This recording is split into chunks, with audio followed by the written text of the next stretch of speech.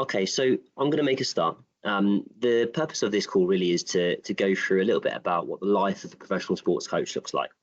So as you can see from kind of the slides here, and also from my name here, so I'm Dom. I work for the West Ham United Foundation, and we run degree programs in partnership with UEL. My background really is sports coaching, mainly football coaching. So you can see on the slide there's a logo of Arsenal. So alongside working for West Ham, I also have just finished the last season of coaching for Arsenal. So I spent a couple of years there. And then prior to that, really working in a variety of different football settings. So you can see here, for example, Loughborough University, the Premier League, Leicester City, and the Football Association. So a lot of my coaching background has been based within football, but alongside this as well, a lot of work within primary, secondary schools, and also within college education as well. So delivering sort of post-16 programs.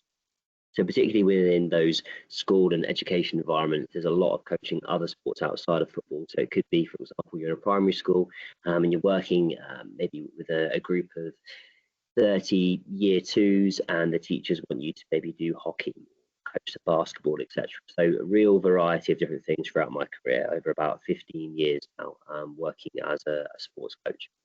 So what I want to do today really is just to talk a bit about what it takes to be a performance sports coach. So some of the skills.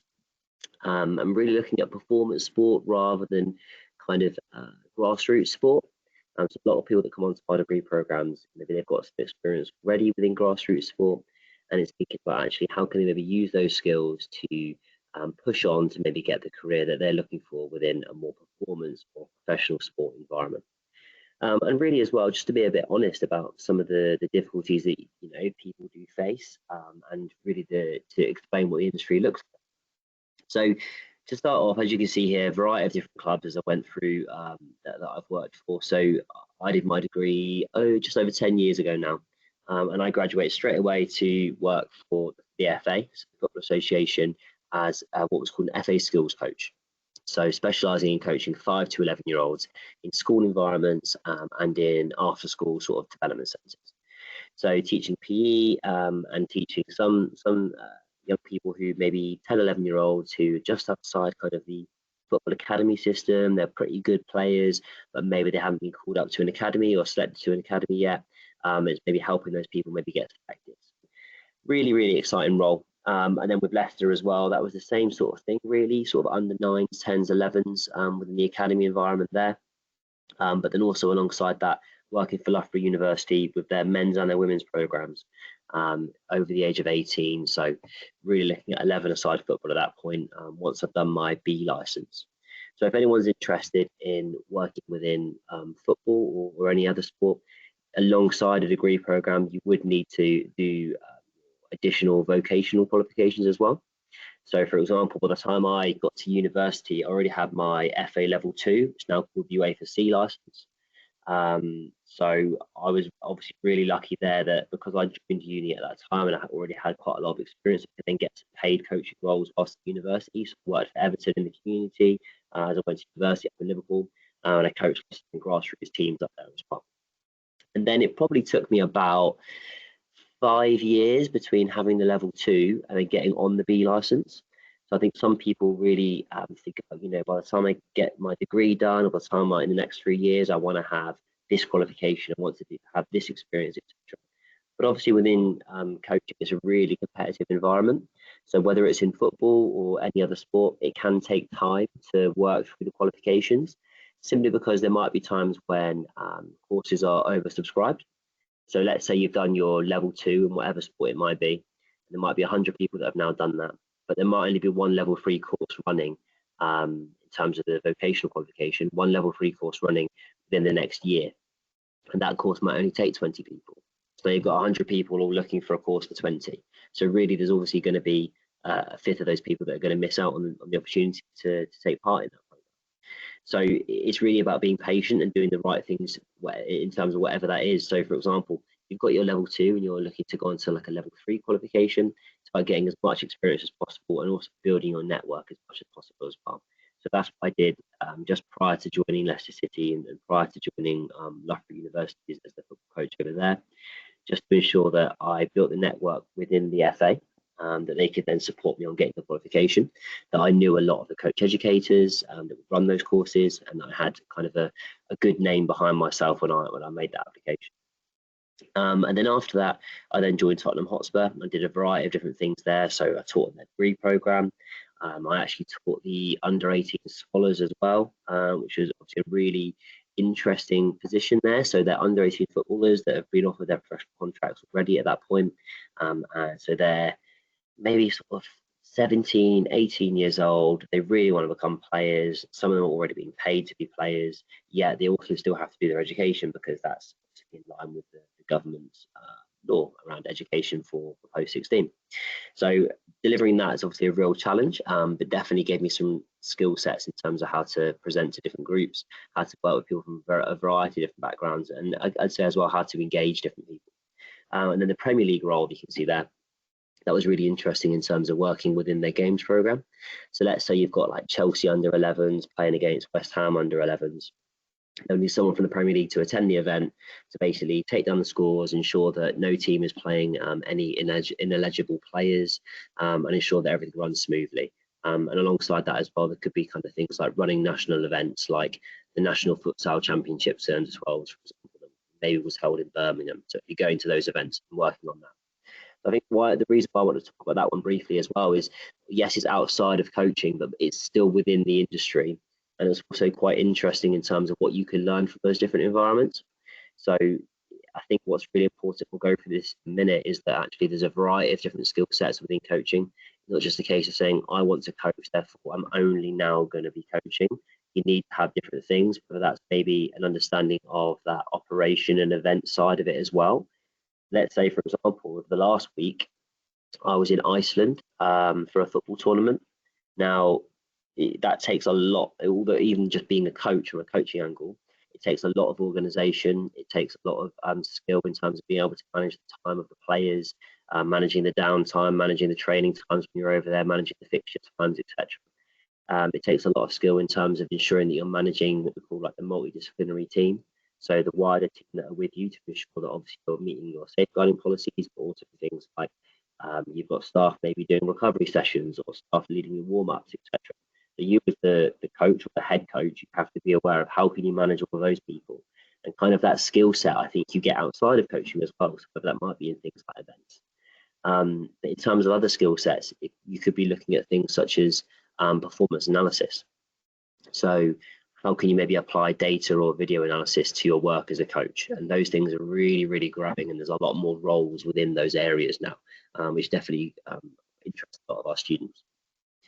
And then once I'd left Tottenham in the Premier League, I joined West Ham. So I worked for 3 years here as the under-16s coach of the Women's Academy, alongside being the higher education manager, so running the degree programs in partnership with UBL, mainly in sports coaching and performance. And then for the last couple of years, working at Arsenal alongside my role here as the under-16 head coach as well. So, really working within different environments, which I think is always helpful as a coach. But within Arsenal, really good opportunities there to work with youth international footballers. So people that are playing for England or Wales, for example, or Ireland. So yeah, and that's always a real challenge as a coach. How can you push those players on when they're already the best in the country?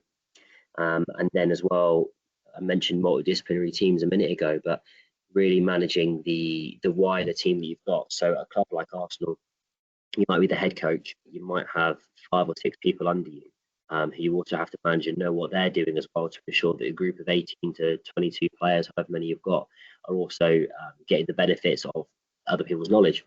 So I'll talk through that in a moment. So just something to think about, really. We won't sort of do a Q&A around this, but I think it's always an interesting statement around the best coaches should work with the older athletes. And whenever I sort of discuss this, I think often people think that the more experience you get, you should then start moving up through the age groups. But actually that isn't true, and that's definitely something that's changing in the sporting landscape now. So really experienced coaches need to be experienced within the environment that they're in. So if you're an experienced coach within the under 10s and 11s age group, that's brilliant, because we don't actually have that many people that are as experienced and as proficient and competent within those age groups. people do often say, right, I've been doing the under 10s for a few years, I want to jump to under 14s. I've been doing that for a couple of years, I want to jump to under 18s. I've been doing that for a year, I want to jump to first team. Now, it doesn't always work like that. We need top coaches with their age group they're best at. And it might be that once you've been coaching for a few years, you work out, do you know what, actually, I think I've got the skill set to be a really good foundation phase coach, so a 5 to 11 coach. I think that's where my skill set is. That's where I want to have my career. And that's where I want to become the best in the country at. And that's brilliant. So I think it's a case really of maybe flipping our thought process sometimes and actually what we think good really looks like. Good's not always about moving up the ladder to the older age groups. And I think when I was a younger coach, that's something that I would look at as well. But I think good for me now is thinking about actually where do you specialize? So for me, I'm probably most effective in like that 12 to 16 age group. So having coached sort of every age group now, I think that's probably where I sit, more like the under 15, 16 age group, and helping them move up to that under 18, 21s before they then go to first. So talking about different skill sets then, I'll sort of flash these up. No, you can have a read of these yourselves, but just in terms of, I guess, a few of them to pull out. So if we look at things like specialist coaching, now within a range of sports, this is really, really growing. So coaches that can specialize in a specific discipline within the sport. So if we say, for example, within football, some of you maybe have heard of things like throwing coaches now, or set piece coaches. And that's really growing in professional level and actually within academy, so youth development as well. Those roles are now being looked at. So there's some really interesting stuff recently that the England teams were doing where they had in possession coaches and out of possession coaches. They didn't have a head coach. Those two coaches worked together to ensure that the team had a real focus in or out of possession and they could solely work in that area, which I think is an interesting way of working. You might maybe thinking about things such as emotional intelligence. So emotional intelligence in terms of building relationships, understanding people, being able to communicate effectively, being able to potentially manage the emotional state of individuals. Those things are so important for the modern coach. No player or no person wants to play for a coach who doesn't make them feel good, or play for a coach who not only doesn't make them feel good, but doesn't show that they care, or that not only doesn't show they care, but therefore maybe doesn't help them get better. So you kind of need all of those things, and that links to emotional intelligence. Now, that's one of the things we look at on our degree in terms of the psychological side of coaching. I like to flash this up for students just in terms of thinking about actually, are there any of these areas that you think you excel at naturally? Are there any of these areas that you think, oh, I really need to get better at that? Even some of the more out there ones like multilingual. You know, some people actually have some language skills that they don't think could help them within their career within sport. But most definitely, if you want to reach the elite level of an international sport, and you can speak multiple languages, then you're definitely at a benefit. It's definitely more beneficial than potentially if you couldn't. So, you know, it's something to think about there in terms of what skills you already have that maybe you could apply to your coaching background.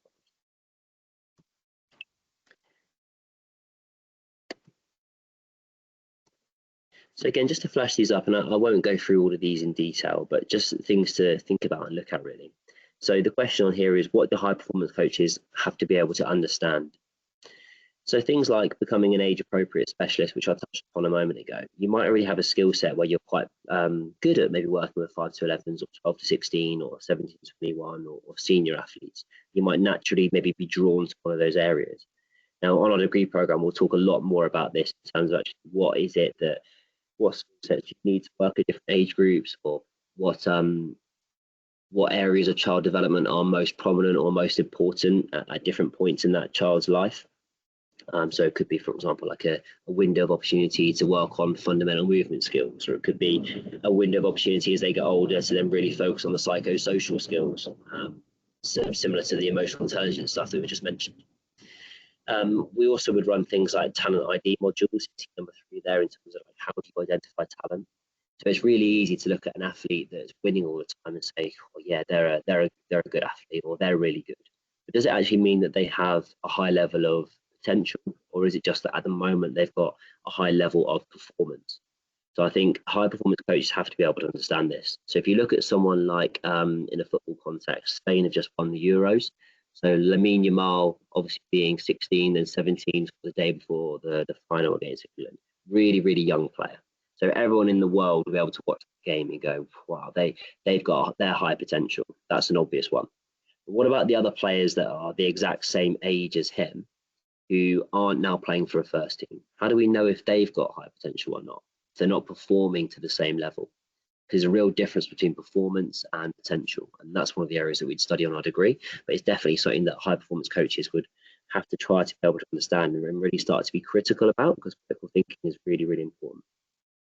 And then sort of to move back a little bit more again, number one there, I think, is a really important one for coaches to understand. We need to be able to understand what the master athlete looks like, because if we don't know what we need the person to look like at the end, how are we going to know how to get them there?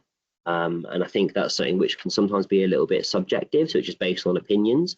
We want to make that a little bit more objective. So I think in my background, that when I was coaching, sort of, especially in like the 5 to 11s, because they're so far away from being a senior athlete, sometimes it's really easy to look at a senior athlete and go, oh, Messi does this and runs in this way, so I'm going to teach this 6-year-old to start to do that. Now, just because that's what the master athlete looks like, it doesn't mean the 6-year-old has to start to do that at that point, because Messi wasn't doing that when he was 6. Well, he might have been, but Messi probably wasn't doing that when he was 6. Simply because, kids, for example, they're not just small adults. So we have to understand what the end looks like, so we can understand how to support someone to get there. But it might be that you look back and you go, right, with a 6-year-old, to get them to where they need to be or to where we want them to be, maybe it's more of a balance thing, and I can help them with their balance or their dynamic balance, which is almost like keeping your balance on a movement. Or maybe it's a case of actually it's their coordination, or it's their ability to move directions in both ways. So if, for example, you're right side dominant, so right-handed or right-footed, you're going to be much more comfortable at moving in that direction than you would be moving in the other direction. So it could be actually a case of, once we get those things right, we can then build on that to then get them to the end point. But if you don't know what the end point is, you don't know how to get them there in the first place. So that's something to think about for coaches, being really critical about actually where do we want that athlete to get to? What does good really, really look like? And then I mentioned sort of my time currently or most recently with Arsenal. So I'd be the lead coach in that environment. And then I had 2 coaches with me, not 3, to just an example. I had an analyst, I had a physical performance coach, so someone that would deliver all of the warm-ups. I had a medical staff member, which was a physiotherapist, so obviously dealing with injuries, doing things like rehab, or even what we call prehab, so helping the athletes do exercises to ensure that they don't get injured, particularly things like knee injuries, for example. I had an analyst, a nutritionist, who obviously would do sort of education workshops, but with parents as well as with players. And then we had a psychologist who worked with us across different age groups as well. So a real variety there in terms of different skill sets. I think the thing with the lead coach is that it's really hard as the lead coach to understand in real detail what every single staff member will be doing. But you need a real basic understanding. So for example, I don't need to know every single rep, set, or the weight that all the players are lifting in the gym, but I need to know a bit of a basic breakdown of, was it a heavy session, was it a lighter session, because then I can then adapt my training. So let's say my training session takes place after the gym session. If I don't know what they've done in the gym session to basic level, or I don't understand that to basic level, I'm now not going to be able to adapt my session, and therefore I'm probably going to end up with getting injured players. So you have to have an awareness of lots of different things. You can't come in and say, I'm a coach, I just know technical stuff. I just know 4-4-2 or whatever it is, whatever your sport is. It has to be a case of saying, right, I know a little bit about this, a little bit about this, a little bit about this. And actually being really open about that is really important. So learning from your multidisciplinary team, your MDT. So if, for example, you think, I'm not very good psychologically, I'm not very good at maybe saying the right thing at the right time. Whenever I do a team talk, I end up getting the players a bit upset, or they don't end up listening to me. Actually work with your psychologist if you have one. That would be the role of the lead coach, to say, right, can you maybe observe my team talk and can you give me feedback? So I do that all the time. So I'd ask the psychologist just to stand there, have a watch, write some notes, or even film the team talk. Afterwards, then sit down with me and say, right, what went well, what didn't? When you said this, what were you meaning by that? Or this bit wasn't very clear. And that helps you get better. So you need to learn from other people that you work with as well. And being a sort of a lead coach is a really, really exciting role, but it's definitely more of a lot of responsibility as well. Like I mentioned before, not only do you have to manage your 18 players, you also have to manage your staff. You don't want sessions where you've got this number of staff and then you've got 2 or 3 of them that just stood there having a conversation. Everyone needs to be involved in everything to maximize the moments that your players have to learn. And if you don't do that effectively, you're probably doing your players a disservice and you're not giving them the opportunity to learn. One of the other aspects of being a head coach or a performance coach now, even within senior sport, is that we have things like individual development plans that some of you maybe have used before in the past or had them as players yourselves. So you can see here sort of a partially filled out one. So there's loads of different ways to do it. This is an example of one that maybe we would use at West Ham's academy. So every 6 weeks, you would sit down with the player and you would fill out a development plan like this. So, for example, in the bottom left, you can see that the IDP targets, the mentor targets, that sort of be the coach targets. So they're ones that the coach has decided to provide to the player. Then you might have player targets as well that the players come up with. Now, as a coach, obviously, this could be a little bit difficult because sometimes the players might say, oh, yeah, I want to score 500 goals. And you go, well, okay, well, is that possible? Or they might say, oh, I want to start getting more assists, but they play as a centre back. You might say, well, that might not be for you. So although it's a player-led target, you still need to maybe guide them towards what their most beneficial or helpful target could be for them. So, and even in terms of a busy season with 18 players, this can be really difficult. It can be quite a hard process because, yes, you can divide up the players between your different staff members slightly in terms of the technical staff you might have. So if you're a head coach with an assistant, great. But what I would say to anyone is if you're working within grassroots sport, if you're working within, working at the local gym or the local court or the local football club, or wherever it might be, you can still use this process. You can still do this process. And it's probably a really good process for you to try. Now, if you've got 18 players and you're by yourself and you don't have that kind of that support from a wider academy team or wider staff members, it can be really, really time consuming. And even just filling this out, it will help you in terms of your knowledge of that individual, but it can be quite difficult to probably check your own understanding about that person as well. So sometimes you might be going, right, I've got to fill this out for Jack, for example, and you're going, right, out of possession, in the last 6 weeks, like, I can't remember much from Jack out of possession. So what you need to do is, like, almost week by week, is basically jot down some notes on the players so you know exactly where they're at all the time. Because when you go to do this, this is actually meant to be given to the player that helps them learn, it helps them grow, helps them develop. That's the key thing.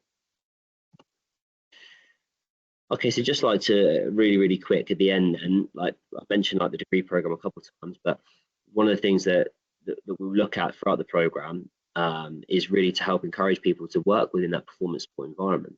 So it is a 3-year degree program run in partnership with the West Ham United Academy, but it's not just people interested in football, it's people interested in every single sport. So you've got people involved in cricket or basketball or swimming.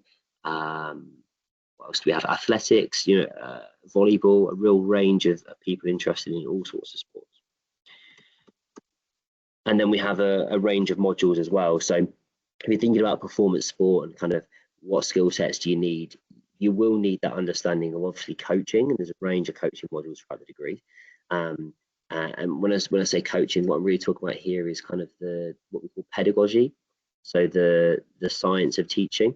Particularly towards children and young people, and also maybe working within senior sport as well when we get to kind of that 3rd year, but really thinking about like your coach behaviors and things like that. So, making yourself more aware of how you speak, how you act, how you intervene with your group will have an impact and an effect on how they feel within your session, and then an impact on how they learn within the session.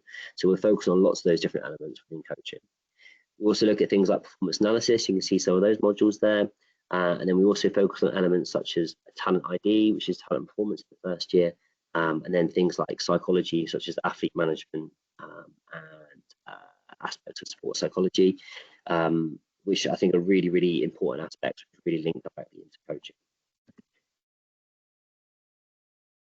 And then as well, so I mentioned Iceland a moment ago, like we actually took some students over to Iceland last week. So 14 of them got to go over there and got placed with different sports clubs. So some work with Icelandic teams, some work with the German teams or English teams. A huge tournament over there. So doing things like leading the warm-ups, doing performance analysis for those teams, and a really good opportunity to network. I think when I was first starting out, I grew up in Cornwall, so I had no real professional clubs near me. I had no sort of coaches of any experience near me, no A licensed coaches, for example. So it was actually really beneficial for our students to get to go to opportunities like this where they can actually learn from people. I think I would have loved to have had that opportunity when I was 18, 19, 20 myself.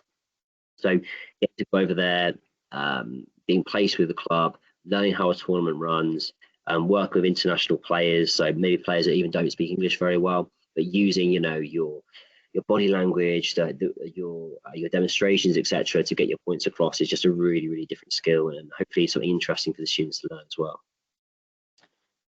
So if you want to find out a little bit more about the courses, of course, feel free to scan the QR code here, and these slides will be shared with you directly as well. And you can learn more. That will take you to the website, and then of course from there as well, you can always make an application if you like. But what I'll do is just sharing my screen. So if there's any questions at all, please let me know. You either drop it into the chat, or you can obviously come off your mic as well. Like I say, we'll share this out, and feel free to contact me with any questions you might have afterwards. So it's just dedwards@westhamunited.co.uk.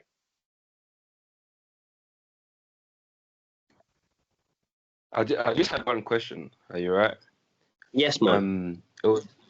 It's regarding being sports performance. So in terms of coaching in that department, you see how you're more specialized in football.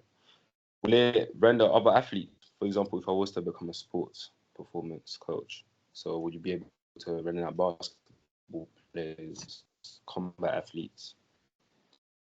Sorry, say that second bit again. Questions actually. Right. Say that second bit again. So what would be the second thing was, what would be the steps to get there in terms of having a variety of athletes to train, not just being specialized in football, but being specialized, for example, in combat athletes, understanding also basketball players, understanding how to program for all different types of athletes in different sports. Mm-hmm. Because why I'm asking is I know that you did say there's steps and steps and steps to get to certain levels. So I do understand that. So that's what I was kind of understanding in terms of your knowledge and understanding the field. How will it be for someone to want to be training different types of athletes, not just one sport specific? So when you say train different types of athletes, are you talking more about physical training, or are you talking just more about general coaching different athletes? I was more rendering towards strength and conditioning and being a sports psychologist, actually, because I'm into sports psychology. Nice. But nice. Blend them both, basically, yeah. So aspects such as strength and conditioning. So we do, in the first year, we have an anatomy and physiology module. So that's just your basic A&P, that's non-sport specific. Then we have performance training programs, which in the second year, which again is not sport specific, it's delivered by the West Ham Academy, but really that gives you a really nice broad overview of how do you program for athletes, and all the assessments are linked to whatever you want them to be. So if you said, for example, right, in my assessment, I'm going to do a 6-week program to improve jump height for a basketball player, then that's fine. That's what you do. That's what you focus on, and that's great. And we mark you based on that. So, yeah. Then in the third year, you do strength and conditioning, which again is non-sport specific, but it's specific to the sport that you want to apply it to within your assessment. So one of the assessments in there is, for example, doing Olympic lifts. So you have to do deadlifts, you have to do squats. You'd have to do that, and you have to coach that. But then outside of that as well, you build on developing a more advanced program for an athlete of your choice. So we're delivering it non-sport specific, but you can then apply the learning to your sport. And then thinking about kind of the vocational qualifications in strength and conditioning, you would, alongside your degree, you'd have to do what's called the UKSCA accreditation. Have you ever heard of that before? No, I haven't. So UKSCA are the UK Strength and Conditioning Association. So they run like additional workshops and things that you could jump on.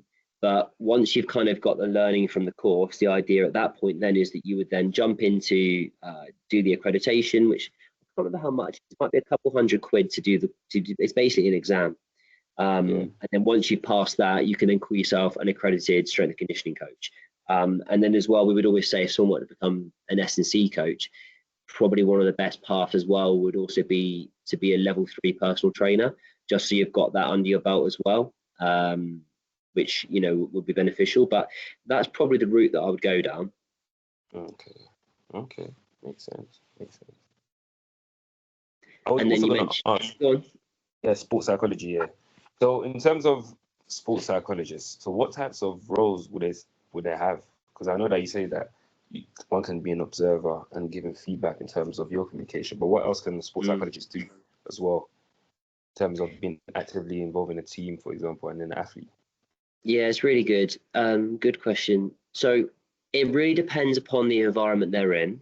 So our psychologists with Arsenal, they would do sort of coach observations, like I mentioned.